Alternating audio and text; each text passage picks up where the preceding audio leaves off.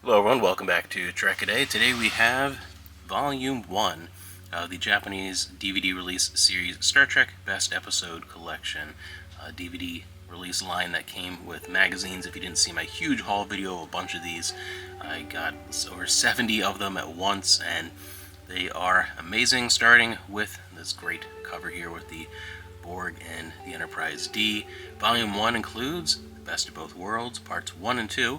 and then Voyager's Dragon's Teeth, which I always found to be an underrated episode. It's just not one that I ever hear anyone talk about.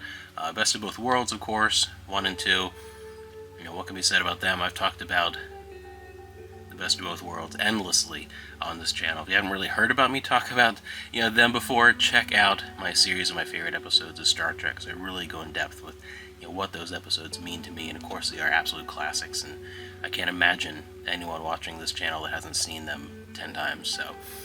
Best of Both Worlds 1 and 2, a great way to start this best of collection with some of the best in the franchise and the greatest cliffhanger in the franchise. And then we go into Voyager's Dragon's Teeth, which is an interesting episode to include here, because I would think the logical addition to this being a collection that has episodes from all the, at that point, Star Trek TV series would be either DS9's Emissary being an attachment, or TNG's Family would be a very logical next conclusion, but they usually don't have all three episodes being from one series, so that's probably why that wouldn't be there. But DS9, the pilot, but then again, that's another two-parter, so that'll be 4, so I could see why that wasn't there. Then with Voyager, again, you have Scorpions, another two-parter, so that couldn't be there, but a Voyager,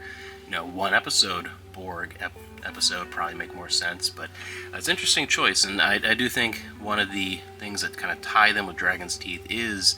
it's a lot about a desperate situation and strategy, and there are some thematic ties outside of the, not being within the Borg element, but Dragon's Teeth is very fascinating in itself. Voyager is accidentally pulled into a subspace corridor that pushes them out 200 light years from their current position, and it turns out it's in this entire network of corridors that lead to systems all throughout the sector and beyond, all the way back to Talaxia and who knows how much further.